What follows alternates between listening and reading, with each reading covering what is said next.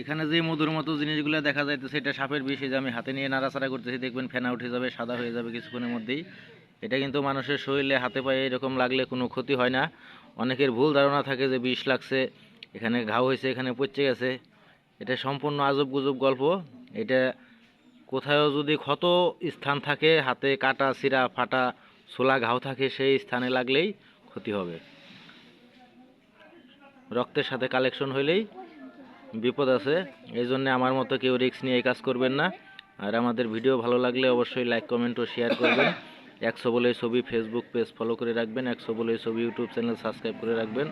কারো বাড়িতে ঘরে সাপ দেখা গেলে আইডির প্রোফাইলে দেওয়া নাম্বারে যোগাযোগ করবেন, আমি এসে উদ্ধার করার চেষ্টা করব।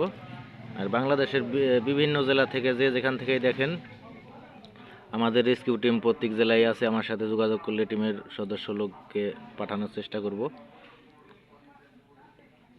যে কোনো জেলায় আমাদের লোক আছে সাপ উদ্ধার কাজে নিয়োজিত সর্বক্ষণ। ভালো লাগলে লাইক কমেন্ট ও শেয়ার করবেন, অন্যকে দেখার সুযোগ করে দিবেন। এই হাতের মধ্যে নাড়তেছে, এটা কিন্তু অরিজিনাল গুকরা সাপের বিষ। এটা এইভাবে নাড়লে কিছুই হবে না, শুধু রক্তাক্ত অংশে কাটা ছিঁড়া জায়গায় লাগলেই ক্ষতি হতে পারে। ফ্রেশ পরিষ্কার জায়গায় লাগলে এরকম কিছুই হবে না। দাদা আসছে দেখার জন্য, এই যে। হ্যাঁ হ্যাঁ, কেমন লাগলো তোমাকে?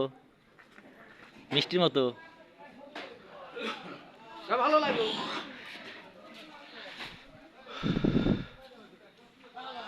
এই যে দাদা, হাতের মধ্যে সাপের বিষ, মধু মধু মধু। একটু একটু নিয়ে বেছেন, এটা নাড়তে নাড়তে ফেনা সাদা হয়ে যাবে। হ্যাঁ, এই জায়গায় যদি কাটা জায়গা থাকে, রক্ত আসে, সেই জায়গায় লাগলেই ক্ষতি হবে।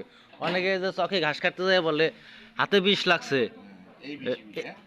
এই বিষ লাগছে এই জন্য এখানে ঘাও হয়েছে, পচে গেছে, এই ধরনের এগুলো আজব গুজব গল্প। দেখেন, এটা আমি বাস্তবিক প্রমাণ দেখাই দিলাম। দাদা একটু ধরেন, এই সাপটার বিষ এই পলিথিনের মধ্যে ঢালছি, তারপরে এরকম করে দেখাই দিচ্ছি।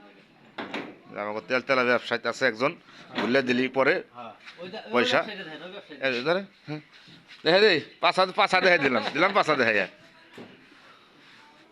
দেখেন নাড়তে নাড়তে একেবারে ফেনার মতো হয়ে গেছে, দেখা যায়। দেখা যায়।